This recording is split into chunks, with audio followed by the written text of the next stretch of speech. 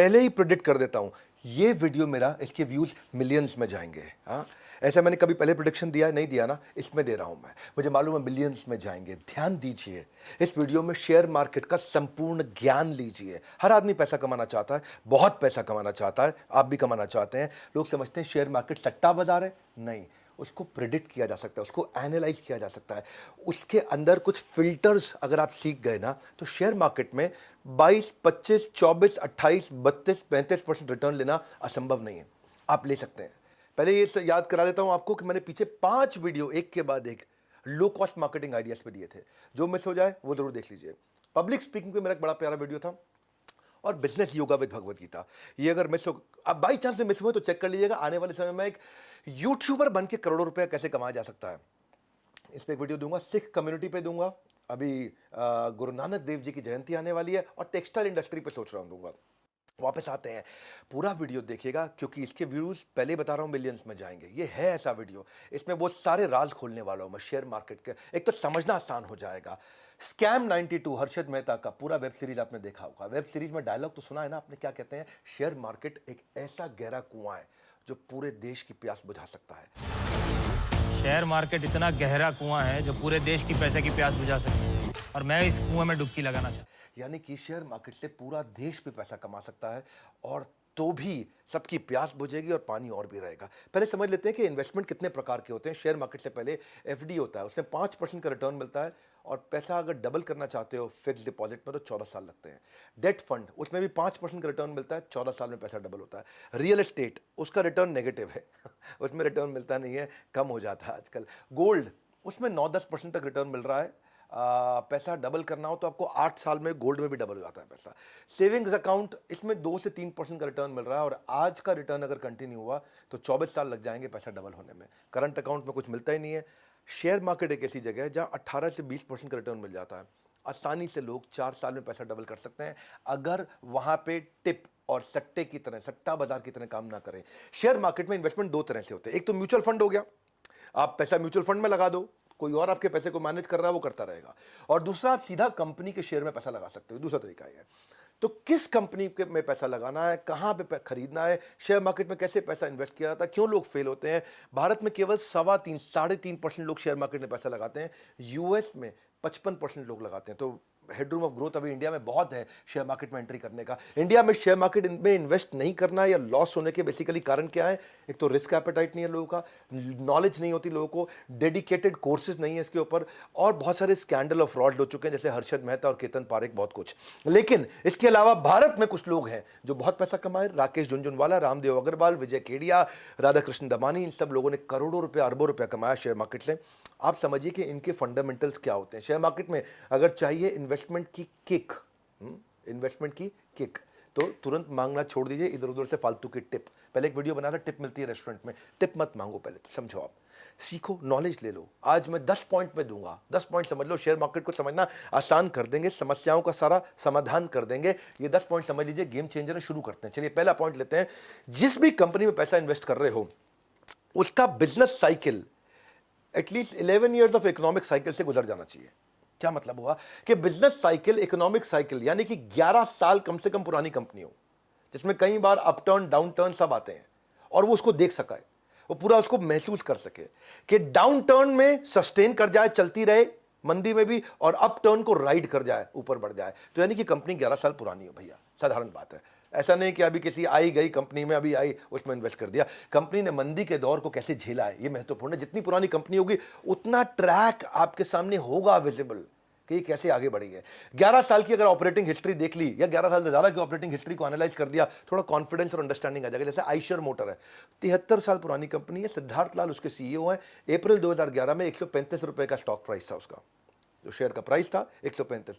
2014 में 600 का था, 2017 में 2600 का था। ये कंटिन्यूसली बढ़ा है। 6 साल में 50% का इसने एवरेज रिटर्न दिया, यानी कि 1.5 साल में ये पैसा डबल करके दिया। आपके पास ट्रैक रिकॉर्ड था इसका। ब्रिटानिया इंडस्ट्री का ट्रैक रिकॉर्ड है, 129 साल पुरानी कंपनी है ब्रिटानिया, और वरुण बेरी उसके मैनेजिंग डायरेक्टर हैं। 2011 में 200 का प्राइस था, 14 में 450 था, 2017 में 1800 था, 2021 में 3400 रुपये हो गया। शेयर प्राइस लगातार बढ़ा है। उसके पास ट्रैक रिकॉर्ड है आपके पास 10 साल का, 28% का एवरेज रिटर्न। अगर 10 साल देखूंगा 28% का एवरेज रिटर्न दिया इसने। अगर 28% का एवरेज रिटर्न है तो उसका मतलब पैसा आपका 2.5 साल में डबल करके दिया ब्रिटानिया ने। तो ट्रैक रिकॉर्ड है, ट्रैक रिकॉर्ड चेक करना आना चाहिए पहले। एचडीएफसी बैंक है, अभी अतानु चक्रवर्ती हैं, इससे पहले आदित्य पुरी थे, 1994 से चल रही 27 साल पुरानी कंपनी है और 250 से 2021 तक, 2011 से 2021 तक 1500 का शेयर इसका प्राइस हो गया है। आज भाव 1500 का, इसका 250 का ट्रैक रिकॉर्ड मिल रहा है कि 250 से 375 गया, फिर 780 गया, फिर 1500 गया। इसका जो कैगर है, कंपाउंडेड एनुअल ग्रोथ रेट है, आप अगर 10 साल का चेक करोगे तो एवरेज 18% का रिटर्न दिया है। 18% का रिटर्न, स्टेबल कंपनी है, अच्छी चल रही है, पुरानी है, ये पहला पैरामीटर मैंने आपको दिया है। एचडीएफसी ने हर 4 साल में पैसा डबल करके वापस दिया है। अगर चाहते हो एक पॉजिटिव आस शेयर मार्केट से, चाहते हो एक पॉजिटिव आस, याद रखिए कंपनी का इतिहास, उसका 11 साल का कम से कम इतिहास चेक करिए। दूसरा, उसकी ग्रोथ में कंसिस्टेंसी होनी चाहिए। जो जीडीपी, पूरे देश की जीडीपी है, वो जिस रेट पे ग्रो कर रही है उसका डबल ये कंपनी ग्रो करनी चाहिए।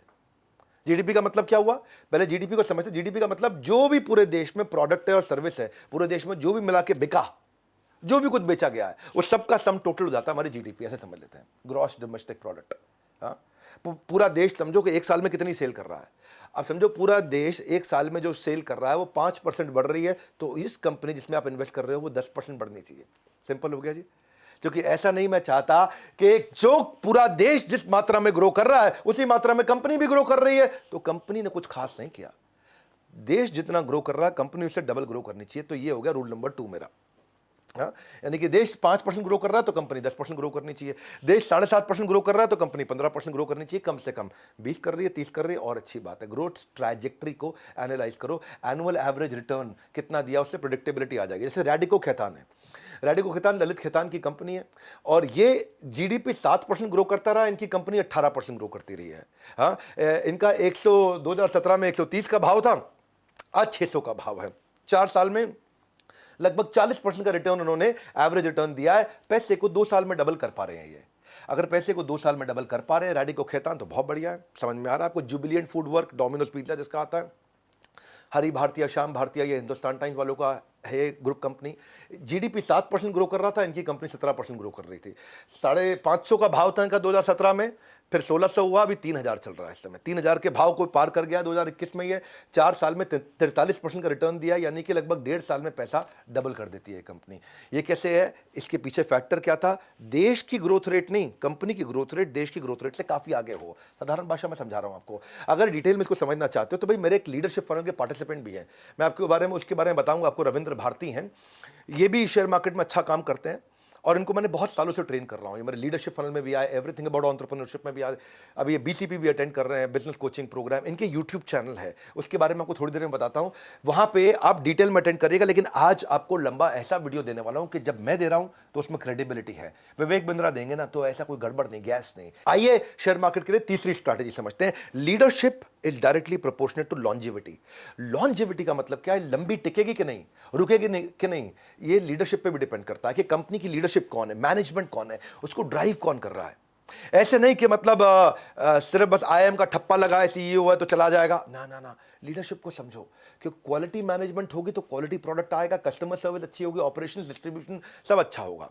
हर्षद मेहता के स्कैम में आपने क्या देखा? एसीसी की सीमेंट में लीडरशिप वही थी, मार्केट में कुछ भी हलचल नहीं हुई, कुछ भी चेंज नहीं हुआ। 200 रुपए का भाव बढ़ाते बढ़ाते बढ़ाते 200 से 9000 पे ले गए, और ना कंपनी में कोई ऐसी कोई खास ट्रेंड थी, ना फंडामेंटल चेंज हुए थे, ना लीडरशिप चेंज हुई थी, ना टॉप लाइन बढ़ी थी, ना बॉटम लाइन बढ़ा था। बस ऐसे ही बढ़ता चला गया। इसको बोलते पंप एंड डंप, कि हर्षद मेहता पहले पंप करके ऊपर ले जाते और उस भाव पर जाकर के बेच के डंप कर देते, नीचे आ जाता। इसलिए बहुत लोग बर्बाद हुए थे, क्योंकि फंडामेंटल नहीं सीखे उन्होंने। लीडरशिप में आप क्या चेक कर सकते हो? आप थोड़ा उसके बारे में, आदमी के बारे में रिसर्च करो कि उसने कोई एंट्री बैरियर बनाया, उसका बैकग्राउंड चेक करो, उसके ऊपर कोई कोर्ट में केसेस तो नहीं चल रहे हैं, वो इन्वेस्टर के पैसों से कोई खिलवाड़ तो नहीं करता है, उसके ऊपर कोई रेगुलेटरी इशू तो नहीं है, सेबी का या आरबीआई का कोई झगड़ा तो नहीं चल रहा है। तीसरा, उसकी आप मैनेजमेंट की फोरकास्ट देखो कि वो क्या फोरकास्ट कर रहा है, आगे कहाँ पहुंचेगा, उसके फ्यूचर प्लान्स क्या हैं। चौथा, आप देखो कि वो रेम्यूनरेशन सीनियर मैनेजमेंट को जो, अच्छा दूसरों के रेम्यूनरेशन से पहले उसकी खुद की चेक करो। वो सैलरी अलाउंस और जो परक्विजिट होते हैं वो उसके बहाने से खूब ज़्यादा पैसा तो नहीं ले रहा है। ऐसा तो नहीं कि प्रॉफिट मिल नहीं रहा है शेयर होल्डर को और वो अपनी तनख्वाह के नाम पे और अपनी अलाउंस के नाम पे बहुत मोटा पैसा निकाल के लेके जा रहा है, हर साल बढ़ा रहा है, हर साल बढ़ा रहा है। तो उसका मतलब ये थोड़ा सा एक क्वेश्चन मार्क आ जाता है। या फिर जब भी कोई एनालिस्ट कॉल होती है, इस तरह जो लिस्टेड कंपनी है इनमें एनालिस्ट कॉल होती है, आपको जवाबदेही होती है, क्वार्टर ऑन क्वार्टर आपको अपनी रिपोर्ट्स पे जवाब देना पड़ता है एनालिस्ट कॉल में कि भाई क्यों हुआ इस कंपनी में। तो क्या प्रमोटर यानी कि मालिक यानी कि मैनेजमेंट इन एनालिस्ट कॉल पे अवेलेबल थी या नहीं थी? चेक करो। वो हर बार कंटिन्यूसली रेगुलरली जवाब देने को तैयार है, तो इससे पता चलता है कि सिंसियर भी है, सीरियस भी है, हर क्वेरी को आंसर करेंगे। छठा चीज देखो, कहीं मैनेजमेंट जो है, जो ओनर है कंपनी का, ऐसा बहुत होता है, सुनते हैं ना आप, माल्या का घोटाला, इसका घोटाला, उसका घोटाला, सबके नाम नहीं लूंगा, पर इनमें रिलेटेड पार्टी ट्रांजैक्शन होती है। रिलेटेड पार्टी ट्रांजैक्शन का मतलब क्या है?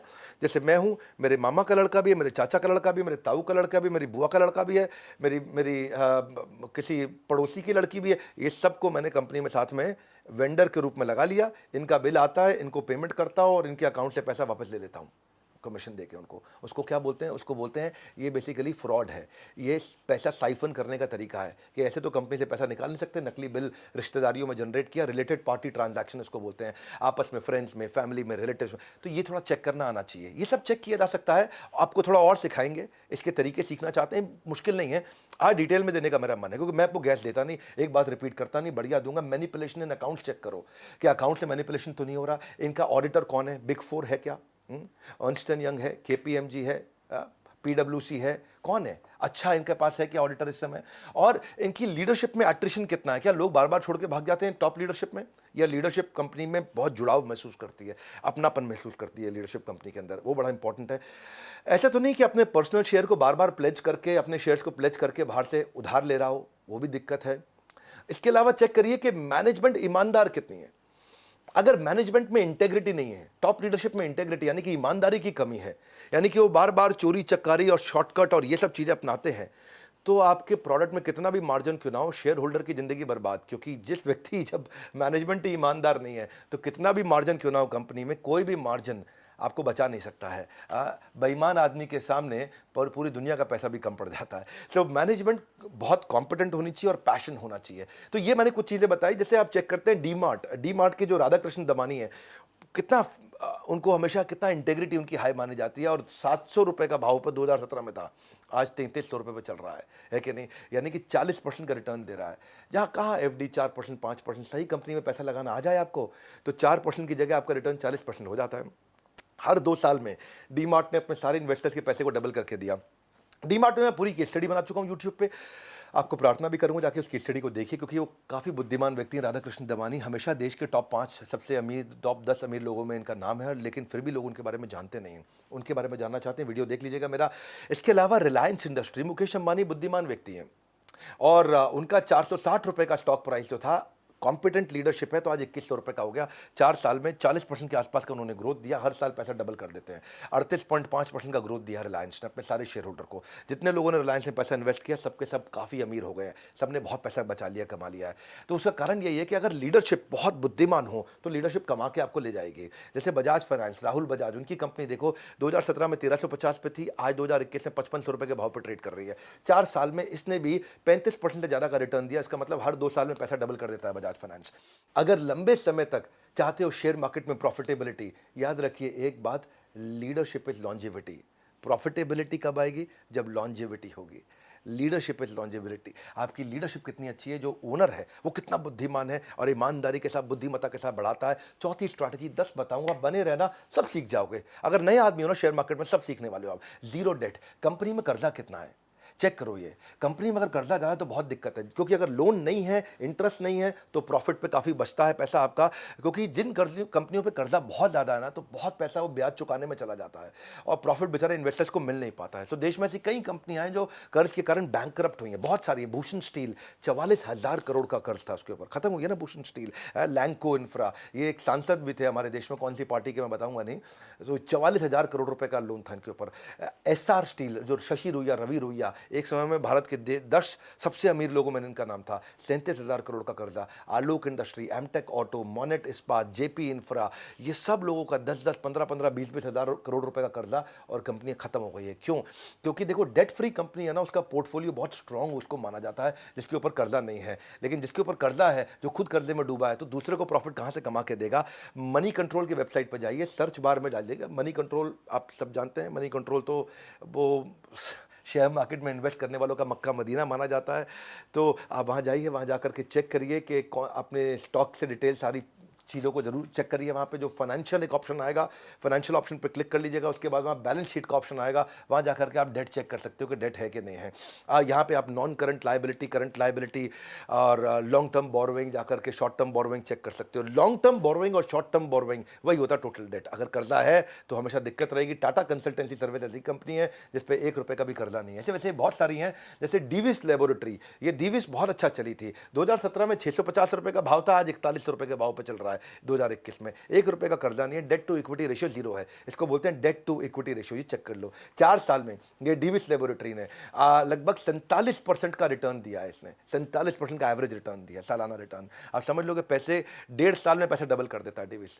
तो क्यों किया, उसका एक कारण क्या बताया आपको, इसके ऊपर कोई कर्जा नहीं है। कर्जा ना होने का बड़ा बेनिफिट मिलता है, क्योंकि जो खर्चा होता है ना, एनी एक्सपेंस जो कि बिजनेस को रन करने की जो कॉस्ट होती है उसको रिड्यूस कर सकते हैं, पर खर्चे को रिड्यूस कर सकते हैं। कर्जे को रिड्यूस नहीं करते हैं, कर्जे को पे करते हैं, रिड्यूस नहीं करते हैं। खर्चे को रिड्यूस करते हैं। हो सकता है अगर मेरा आज खर्चा है कि भाई मेरी इतने सारे प्लांट चल रही हैं, इतनी फैक्ट्रियाँ चल रही हैं, इतनी मैन पावर है, इतना सामान मैं इंपोर्ट कर रहा हूँ, प्रोड्यूस कर रहा हूँ, मैं खर्चे को घटा सकता हूँ, कर्जे को नहीं घटा सकता हूँ। कर्जा पे करना पड़ता है, आदमी फंस जाता है। तो इसलिए टाटा कंसल्टेंसी सर्विस जो मैंने आपको बताया, डेट टू इक्विटी रेशियो, यानी कि इक्विटी तो है, शेयर होल्डर्स का पैसा है, लेकिन कर्जदार नहीं है कंपनी। 1100 के भाव पे थी या 3300 के भाव पे है। टीसीएस आप जानते हैं उसका मार्केट कैप कितना बड़ा है, 27% का रिटर्न दिया उसने। हर 2.5 साल में पैसा डबल करके अपने सारे इन्वेस्टर्स को दिया। वर्लपूल ने भी हर 4 साल में पैसा डबल करके दिया है। 1 रुपये का कर्जा नहीं है वर्लपूल पे। 1200 के भाव पे था 2017 में, और आज देख रहा हूँ 2021 में 2300 के भाव पे चल रहा है। 4 साल 4.5 साल में पैसा डबल किया। शेयर मार्केट में पैसा लगाते वक्त ये नियम जरूर बनाएं कि कर्ज में डूबी कंपनी पर भूल के पैसा ना लगाएं। अगर डिटेल्स में इसके बारे में समझना चाहते हो तो मैं बताता हूं आपको। रविंद्र भारती ये मेरे पार्टिसिपेंट है, मैं इनके यूट्यूब चैनल के बारे में बता रहा हूं आज आपको। मैं नहीं कह रहा हूं किसी का कोर्स खरीदो, कुछ भी करो। आप कह सकते हैं कि आप रविंद्र भारती को प्रमोट कर रहे हैं। हाँ, कर रहा हूं, बिल्कुल कर रहा हूं, और खुल के कर रहा हूं। रविंद्र भारती को प्रमोट मैं इसलिए कर रहा हूं क्योंकि वो फ्री में आपको बहुत अच्छा नॉलेज मिल रहा है। मेरे को भी तो आपको कुछ चैनल्स बताने पड़ेंगे ना जहां पे ऑथेंटिक आपको नॉलेज मिल जाएगा। मैं सारा दिन तो शेयर मार्केट के वीडियोस बना नहीं सकता, मैं एंटरप्रेन्योरशिप पे तरह तरह के वीडियोस बनाऊंगा। तो आप भारतीय शेयर मार्केट का हिंदी पे और मराठी में चैनल है, आप जाके देख सकते हैं। और इनका प्रमोशन इसलिए भी कर रहा हूँ क्योंकि मेरे पार्टिसिपेंट है, हमने इनको ट्रेन करके बिल्ड किया है। पिछले 4-5 साल से हमसे मेंटरिंग ले रहे हैं और ये बड़े अच्छे एसेट लाइट मॉडल पे ये बिल्ड कर पाए हैं। तो इसीलिए चलो 5वीं स्ट्रैटेजी पे आते हैं। पहले प्रमोटर जिस कंपनी में पैसा लगा रहे हैं उसके मालिक का 51% खुद का शेयर होल्डिंग होना चाहिए। Promoter should have higher stake in the company, at least 51% होना चाहिए, यानी कि उसके पास में पावर्स और राइट्स होने चाहिए जो कंपनी का मालिक है। ऐसा ना हो कि कंपनी के मालिक ने अपनी सारे शेयर बाजार में बांट दिए, अब उसका कंपनी में कोई हक ही नहीं रह गया। तो जिसने विजन बनाया था, जो ओनर था, जो जान लगा रहा था, अब उसकी जान लगाने का मोटिवेशन ही खत्म हो गया ना मेरे भाई। वो क्यों जान लगाएगा, है कि नहीं? आदमी तभी जान लगाता है ना जब उसका क्या है, ओनरशिप है। ओनरशिप, ओनर ही जान लगाता है कि नहीं? सर्वेंट नहीं उतनी जान लगाता जितनी ओनर जान लगाता है। ओनर सब खुद भी लगाएगा, दूसरों से भी लगवाता है। अगर उसकी ओनरशिप ही नहीं है, हिस्सेदारी नहीं है कंपनी में, उसका हिस्सा ही खत्म, तो वो जान नहीं लगाएगा। तो इसलिए ये ध्यान रखो कि जो कंपनी का मालिक है उसकी 51% अभी भी हिस्सेदारी बची है कि नहीं बची। ये ऐसा तो नहीं कि शेयर बांटता रहा, पैसे इकट्ठे करता रहा, पैसे लिए खुद गायब हो गया, जो कि कंपनी में उसकी हिस्सेदारी है नहीं। कंपनी तो पब्लिक की हो गई, अब पब्लिक खुद ही चला ले कंपनी। यही दिक्कत आती है। साधारण भाषा में समझा रहा हूं आपको मैं, हाँ, कि प्रमोटर कंपनी पे तभी फोकस करेगा, उसके हर एक्टिविटी पे ध्यान देगा, रिव्यूज पे ध्यान देगा, अपने विजन को ड्राइव करेगा। 51% होने से वो दूर की सोचता है, इन्वॉल्व रहता है। 7 घोड़े अलग अलग दिशाओं में जाएंगे तो पूरा रथ उलट जाएगा, लेकिन वो एक डिसीजन देके सारे घोड़ों को एक ही दिशा में चला पाता है, डिसीजन मेकिंग लेता है। यूजुअली इन्वेस्टर कंफर्टेबल होते हैं अगर प्रमोटर का 50% हो, लेकिन ये रूल नहीं है। अगर और ज्यादा हो तो और भी अच्छी बात है। और कभी कभार प्रमोटर अगर बाजार से अपने शेयर वापस खरीद रहा है, और अच्छा साइन है कि वो कह रहा है मेरी शेयर होल्डिंग आज 45% है, मुझे 60 करनी है, बाजार से खुद ही ले लेता है। इसका मतलब क्या, उसको पता है कि कंपनी आगे बढ़ने वाली है। इसका मतलब वो जानता है, अंदर की बात उसको मालूम है कि आज वो 45% पे है, मैं कंपनी के 60% ले लेता हूँ, इसका भाव आगे चल के बढ़ेगा, उसको पहले से ही है। तो ये भी एक अच्छा साइन होता है। पीडीलाइट इंडस्ट्री देखो, भरतपुरी की, जो फेविकॉल वगैरह बनाते हैं, कहाँ पूरा मार्केट शेयर इन्हीं का तो है। हाँ, फेविकॉल का कौन है कंपटीशन? फेविकॉल के आपको नाम याद करना मुश्किल होगा। आज भी भरतपुरी के 70% कंपनी की मालिकाना खुद का है, उसका सारा शेयर उसने ऐसा नहीं है कि मतलब बंदर बाट की तरह ख़त्म कर दिए हों। और उसका जो कंपाउंडेड एनुअल ग्रोथ रेट दिया उसने 10 साल में, वो 25% का दिया है, यानी कि हर 3 साल में पैसा डबल करके दिया अपने हर इन्वेस्टर को। जिसने जिसने पीडी लाइट का, फेविकॉल का शेयर लिया था, हर 3 साल में अपने पैसे को डबल किया है। पैसा डबल करना एक अच्छा मैं उसको मान रहा हूँ, एक ऐसा फैक्टर मान रहा हूँ जिससे आपको बात आसानी से समझ में आ जाए। पैसा डबल किया, कितने साल में डबल किया? 7 साल में किया, 2 साल में किया, 10 साल में किया, 20 साल में किया। इससे आपको अच्छा लगता है कि समझ में आता है। जैसे एक सेरा सैनिटरी वेयर, ये सोमानी फैमिली जो है, विक्रम सोमानी, उसकी प्रमोटर होल्डिंग 55% है, अभी उसने रखी है अपने पास। 51% से ऊपर होना जरूरी रहता है। 10 साल के अंदर उसने 30% का हर साल रिटर्न दिया है, यानी कि 2.25 साल में उसने अपने पैसे को डबल करके दिया है सारे के सारे इन्वेस्टर्स को जिसने उसने पैसा लगाया। बर्जर पेंट में जो कुलदीप सिंह ढींगरा उसके मालिक हैं, सबको पेंट लगा रहे हैं, 10 साल में उन्होंने बड़ा अच्छा रिटर्न दिया, 31% का रिटर्न दिया उन्होंने।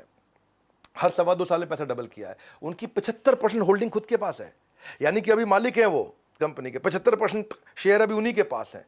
तो इसलिए वो पूरा जोर लगा रहे, पूरी जिम्मेदारी ले रहे हैं। अगर शेयर बाजार में कंपनी के साथ चाहते हैं लंबी पारी चाहिए, अगर लंबी पारी चाहिए तो प्रमोटर के पास 51% से ज़्यादा शेयर होल्डिंग होनी चाहिए। छठा स्ट्रैटेजी, आप ऐसा करो, चेक करो कि पैट यानी कि प्रॉफिट आफ्टर टैक्स, यानी कि फाइनल मुनाफा, यानी कि नेट प्रॉफिट, उसका हर साल 25% बढ़ना चाहिए। अगर पिछले साल नेट प्रॉफिट 100 करोड़ था तो इस साल 125 करोड़ होना चाहिए। अगर पिछले साल 500 करोड़ था तो 500 करोड़ का 25%, यानी कि 125 करोड़ और बढ़ के इस साल 625 करोड़ होना चाहिए। चेक करो, हर साल 25% प्रॉफिट बढ़ रहा है, इसका मतलब कंपनी में अंदर खाते सब ठीक चल रहा है, सब कुछ बढ़िया है। हर साल क्योंकि प्रॉफिट बढ़ रहा है, इसका मतलब सब ठीक है अंदर, तो उसे पैसा लगा सकते हो। ट्रेंड मिल गया आपको, जब ट्रेंड मिल जाता है ना तो आप ट्रेंड पे पैसा लगा सकते हो। जब भी आपको ना खाली टिप पे पैसा नहीं लगाना है, ट्रेंड पे लगाना है। जब कंपनी के स्टॉक खरीदो तो 4 साल के नेट प्रॉफिट, 5 साल, 6 साल, 8 साल, 10 साल के नेट प्रॉफिट को एनालाइज करो। अगर 25% बढ़ रहा है, यानी कि टोटल रेवेन्यू, जितना पैसा आया उसमें टोटल खर्चा जितना पैसा गया माइनस कर दो, और जो प्रॉफिट आया वो बढ़ रहा है कि नहीं बढ़ रहा। टाइटन ग्रुप है, टाइटन ग्रुप 2020 में उनका प्रॉफिट 346 करोड़ था, इस साल जब 2021 में उनका प्रॉफिट 564 करोड़ था, 62% ग्रोथ हुआ। तो जो उनका पिछले साल 1000 पे उनका शेयर मूव कर रहा था, वो इस बार 1600 पे किया, 60% उनका भाव बढ़ गया अपने आप ही, तो 60% का रिटर्न हो गया। तो वैल्यूएशन जो है ना, it is slave of earning. कितने का मार्केट में वैल्यूएशन देगा उसको, वो कितना कमा रहा है उस पर डिपेंड करता है। तो प्रॉफिट चेक करो भैया, टाइटन कंपनी बहुत बढ़िया प्रॉफिट कमाया और बड़ा अच्छा मार्केट में भाव भी बढ़ा। तो जिसने बेचारे ने 1 लाख रुपए लगाया था, 1 साल में उसका पैसा 1,60,000 रुपये हो गया। बहुत बढ़िया ग्रोथ दिया टाइटन ने। ये ना प्रॉब्लम ये आती है कि शेयर बाजार में लोग आपको ना असली बात नहीं बताता है कोई। क्यों? क्योंकि उनको ना बीच में कमीशन बाजी होती है, 2% उनको ब्याज मिलता है। इस चक्कर में आपका पैसा इधर भी लगवा दे, उधर भी लगवा दे, यहाँ भी लगवा दे, वहाँ भी लगवा दे। राइट ट्रेनिंग होती नहीं है। हर आदमी को 1%, 2% ब्याज है, वो बार बार लगवाना चाहता है, क्योंकि आपने सही जगह लगा दिया तो आप चुपचाप बैठ जाओगे टाइट हो गए। इसलिए वो चाहता है आपको बार बार हलचल में रखे, कुछ ना कुछ लगवाता रहे, निकलवाता रहे, कमाता रहे, लगवाता रहे सर। लेकिन आप बढ़िया कंपनी में लगा लिया आपने। ये फिल्टर मैंने आपको बताया, आप ये फिल्टर चेक कर लेना और इसकी हिस्ट्री खोल के चेक कर लेना। नीचे कमेंट बॉक्स में आपसे मिल लूंगा, आपको समझ में आ जाएगा कि भाई साहब इस फिल्टर के बाद हर आदमी को 24 से 30% की गारंटी रिटर्न आ जाएगी अपने आप। ये फिल्टर लगाने आने चाहिए आपको। ये सारे फिल्टर आजकल अवेलेबल है, फ्री में अवेलेबल है कि नहीं? आप वर्ल्ड पूल को देखो, 92 करोड़ से 130 करोड़ पे आया, थोड़ा सा प्रॉफिट बढ़ा उसका, प्रॉफिट बढ़ते ही ग्रोथ 41% हुआ उसका, देखा भाव भी बढ़ गया उसका। ये आपका जो भाव बढ़ेगा वो भाव किससे बढ़ता है? प्रॉफिट का बड़ा रोल है। ऐसे ही कंपनी थी सिंजीन इंटरनेशनल, ये यहाँ कोई जॉनथन नाम के एक जेंटलमैन 120 करोड़ से 160 करोड़ पे गए एक साल में, प्रॉफिट के अंदर 33% बढ़ा उनका, तो उनका पीछे भाव भी बढ़ गया। 2020 में 330 रुपये का भाव था, आज 580 का भाव है। अच्छा ग्रोथ दे रहा है ये भी। किसी कंपनी से आपको प्रॉफिट चाहिए, जब आपको प्रॉफिट चाहिए परमानेंट, और अगर आपको चाहिए, खुद को चाहिए प्रॉफिट परमानेंट, तो नेट प्रॉफिट बढ़ना चाहिए 25%। परमानेंट परसेंट मिलते जुलती बात हो गई तो आप ये देखो 25% ग्रोथ होना चाहिए। और इसको डिटेल में समझना तो इसकी ट्रेनिंग अटेंड करो, लर्निंग लो, आप इसके बारे में सीखो। नहीं सीखोगे तो बात नहीं। मैं भी सीखता हूँ, खूब सीखता हूँ, खूब लर्निंग्स लेता हूँ, खूब लर्निंग्स देता हूँ। वहीं से बात बनती है। मैं खुद एंटरप्रेन्योर हूँ, मैं एक ट्रेनर नहीं हूँ। आज एक बहुत बड़ी, बहुत लार्ज सेटअप की एक ऑर्गेनाइजेशन को ड्राइव कर रहा हूँ, एज ए CEO उसको चला पा रहा हूँ, क्योंकि बिजनेस एक्यूमेंट है, बिजनेस इंटेलिजेंस है, तभी आप ड्राइव करते हैं। सातवीं चीज़, सातवां फिल्टर जो ध्यान दे, कंपनी का रेवेन्यू और उनकी यूनिट सेल्स, ये दोनों बढ़नी चाहिए। कम से कम 10 से 15% रेवेन्यू भी बढ़े, यूनिट सेल्स भी बढ़े। रेवेन्यू का मतलब क्या हुआ? जो टोटल सेल हुई है कंपनी में, हाँ, जो टोटल माल बेचा है वो इस साल 100 रुपये का बेचा है, तो अगले साल 20% 120 रुपये का बेच रहे हैं कि नहीं बेच रहे हैं? अगले साल 120 की कमाई होनी चाहिए, इस साल 100 की हुई है तो। लेकिन इसमें एक और चक्कर है, ऐसा नहीं हो कि खाली प्राइस बढ़ा दिया तो 100 का माल 120 में बिक गया। ये भी चेक करना है यूनिट सेल्स भी बढ़ रही हो। यूनिट सेल्स का मतलब क्या है? देखो इनका 100 रुपये का ही माल बिकता है जी हर साल, तो वेरी गुड। तो फिर इस बार 120 कैसे हो गया? उन्होंने क्या किया जी, 10 रुपये की चीज़ 12 रुपये की कर दी, तो 100 रुपये का 120 हो गया। हाँ, प्राइस बढ़ाना नहीं, केवल यूनिट भी। अगर दोनों चीज़ों से बढ़ रहा हो तो और अच्छी बात है। यूनिट का मतलब है पिछले साल 1 लाख गाड़ी बेची, इस साल 1,20,000 गाड़ी बेची, 20,000 गाड़ी भी फालतू बेची, तो रेवेन्यू भी बढ़ना चाहिए और यूनिट जितनी आइटम बेच रहे हो वो आइटमें भी बढ़नी चाहिए। जब ये आइटम भी ज़्यादा बिक रही है और पैसा भी ज़्यादा आ रहा है, तब ये कंफर्म हो जाएगा हाँ इसमें कोई झोल नहीं है बीच में। नॉन ऑपरेशनल इनकम नहीं कह रहे, ऑपरेशनल इनकम जो धंधे से इनकम आती हो। कई इनकम कैसी है? प्रॉपर्टी बेच दी, इनकम आ गई, वो दिखा दिया जी, है जी, ताकि भाव चलता रहे। हाँ, आपने ऐसा कुछ कर लिया, कर्जा ले लिया, इनकम आ गया, अब इसको इनकम की तरह बाई चांस ट्रीट कर लिया, तो अब आम आदमी के समझ में नहीं आता है। इसीलिए मैं बोल रहा हूँ ये कि भाई ये पैसा कहाँ से आया कंपनी में, आप इसको सीख सकते हो, आप इसको बैलेंस शीट में देख सकते हो। और इसको जब जैसे चेक करोगे कि दोनों चीज़ें ग्रो कर रही है, जैसे मारुति है, मारुति ने 2014 में 10 लाख गाड़ी बेची, 2015 में 11 लाख गाड़ी बेची, 2016 में 13 लाख गाड़ी बेची। हर साल गाड़ी भी ज़्यादा बेची और हर साल 10% 11% गाड़ी भी ज़्यादा बेची और हर साल रेवेन्यू भी ज़्यादा हुआ। रेवेन्यू ज़्यादा हुआ, कुछ और भी हो सकता है, लेकिन गाड़ी ज़्यादा बेच के रेवेन्यू ज़्यादा हुआ तो कंफर्म हो गया कि मारुति ठीक चल रही है भैया। 50% मार्केट शेयर लेकर के बैठी हुई है। जो 1250 का उसका स्टॉक प्राइस हुआ करता था, वो 2017 में 65 पे गया, लगातार बढ़ता रहा है मारुति। 6 साल में लगभग 30% के आसपास रिटर्न दिया था पीछे मारुति ने, और 2.5 साल में पैसे को डबल कर था। तो उसकी शेयर की कीमत आसमान चढ़ेगी जिस कंपनी की सेल हर साल 10-15% 20% बढ़ेगी। आसमान चढ़ेगी 20% अगर सेल बढ़ेगी। ये सिंपल फार्मूलाज हैं, इन सिंपल फार्मूलाज को याद रखिए। गोदरेज कंज्यूमर प्रोडक्ट्स हैं, गोदरेज के बहुत कंज्यूमर प्रोडक्ट्स आते हैं, निसाबा गोदरेज उसकी 6%। ये 2020 में 9,057 करोड़ का 9,057 करोड़ का टर्नओवर था। 21 के अंदर ये 11,000 करोड़ हो गया टर्नओवर। तो टर्नओवर बढ़ा, 22% बढ़ा, 20-22% टर्नओवर बढ़ गया। जैसे ही बढ़ा उसका स्टॉक प्राइस भी अपने आप बढ़ने लग गया। तो टर्नओवर भी बढ़ना चाहिए और यूनिट, जितना माल बेचा, तेल कितना बेचा, 1 लाख बोतल बेचा, इस साल 1,20,000 बोतल बेचा, ये दोनों चीज़ें कंफर्म होते ही आपको आसान हो जाएगा। सफल इन्वेस्टमेंट उस कंपनी में होगा जिस कंपनी में वॉल्यूम ग्रोथ और सेल्स रेवेन्यू दोनों का 20% तक होगा। ये दोनों को बढ़ना चाहिए, दोनों। और अगर डिटेल्स इसके बारे में समझना चाहते तो और लर्न करिए, इसको सीखिए। हमने भी शेयर मार्केट के कोर्सेज बनाए हैं, और अगर फ्री में अटेंड करना है तो भारतीय शेयर मार्केट के मैंने आपको चैनल बताए थे, ये चैनल मैं आपको दे दूंगा डिस्क्रिप्शन वगैरह में, आप इसको जाके सब्सक्राइब करके थोड़ा सीख लो। और 8वीं strategy, net operating cash flow. Net operating cash flow का मतलब है आपकी कंपनी में हर साल जो कैश आता है, ऐसा नहीं माल बेच रहे हो उधार पे बेचते जा रहे हो, कैश आ नहीं रहा, 20% कैश फ्लो हमेशा बढ़ना चाहिए। हर साल 20% कैश फ्लो बढ़ रहा हो जिस कंपनी का, जाके चेक कर लो। इसके तरीके सिखा देंगे आपको कैसे चेक करना है जा करके। ये ऐसा नहीं है कि आपको कंपनी में फ़ोन करके पूछना, कंपनी झूठ बोल देगी। ये चीज़ें पब्लिकली अवेलेबल हैं, लिस्टेड कंपनी का डेटा अवेलेबल होता है। नेट ऑपरेटिंग कैश फ्लो का मतलब क्या है कि जो बिजनेस से कैश आता है, जिसको बोलते हैं ऑपरेशंस का कैश। कंपनी में कैश 3 तरह से आता है। माल बेचा तो कंपनी में कैश आया। दूसरा क्या है? इन्वेस्टमेंट से कैश आता है। आपने अपनी एसेट बेच दिए, म्यूचुअल फंड बेच दिए तो भी कैश आ गया। आपने अपनी गाड़ी बेच दी, अपनी बिल्डिंग बेच दी, मकान बेच दी तो भी कैश आ गया। तीसरा है लोन ले लिया तो कैश आ गया। 3 प्रकार से आता है। हम कौन से कैश की बात कर रहे हैं? हम बिजनेस से कैश की बात कर रहे हैं। लोन के कैश की बात नहीं कर रहे, अपने घर बार को बेच के कैश लाना उसकी बात नहीं कर रहे हैं। जो जेन्युइन कैश है वो बिजनेस से आता है।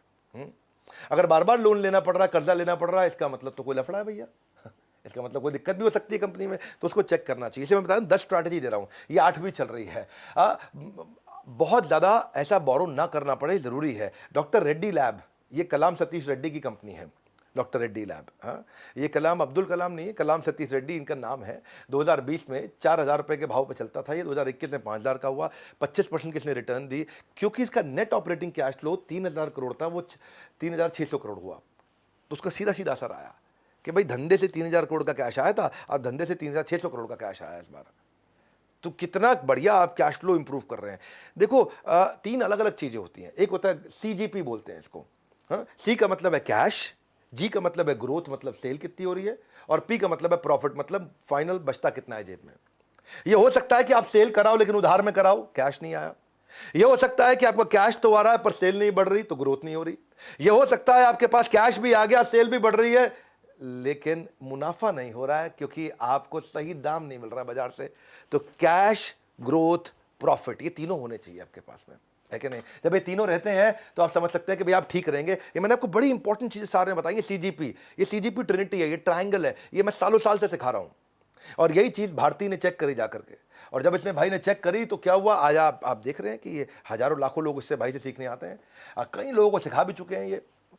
हाँ, एशियन पेंट्स है, आप एशियन पेंट्स को जाकर चेक करो, चोकसी इनकी कंपनी के चेयरमैन है।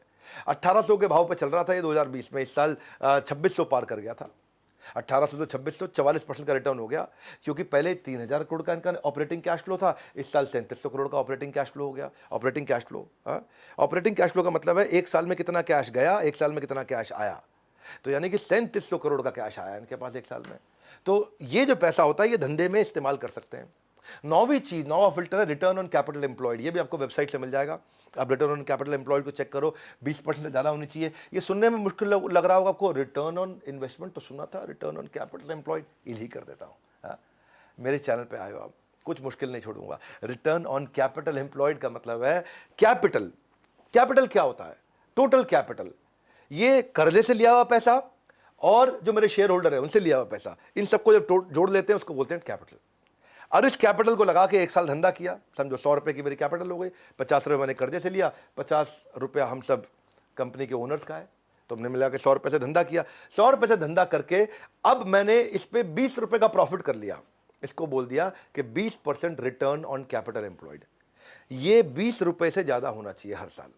मेन मुद्दा ये है कि कर्जे का पैसा हो या शेयर होल्डर का पैसा हो, दोनों के पैसे को जोड़ लो। दोनों के पैसे को जोड़ के अगर वो 1 लाख रुपए है हमारे पास, तो 1 लाख पे 20,000 रुपया ऊपर से फाइनल मुनाफा साल के एंड में होना जरूरी है। अगर इतना भी नहीं हो रहा है तो इसका मतलब क्या हुआ, ये कर्जे के पैसा और इन्वेस्टर के पैसे के साथ खिलवाड़ कर रहा है, उसका सही इस्तेमाल नहीं कर पा रहा। तो रिटर्न ऑन कैपिटल एम्प्लॉयड इसका कम आ रहा है। रिटर्न ऑन कैपिटल एम्प्लॉयड का मतलब है प्रॉफिट को डिवाइड कर दो इक्विटी से और लॉन्ग टर्म डेट से, इन दोनों से मिलकर जब डिवाइड करोगे, मैंने साधारण भाषा में समझाया है, फॉर्मूला में अभी मत घुसिए, जब धीरे धीरे और सीखते जाएंगे चीज़ समझ में आएंगी।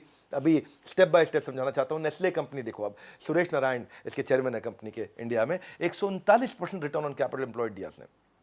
यानी कि इनके पास 100 रुपया था, एक साल सबका मिला के सबका जोड़ के उससे 139 रुपया कमा लिया उन्होंने।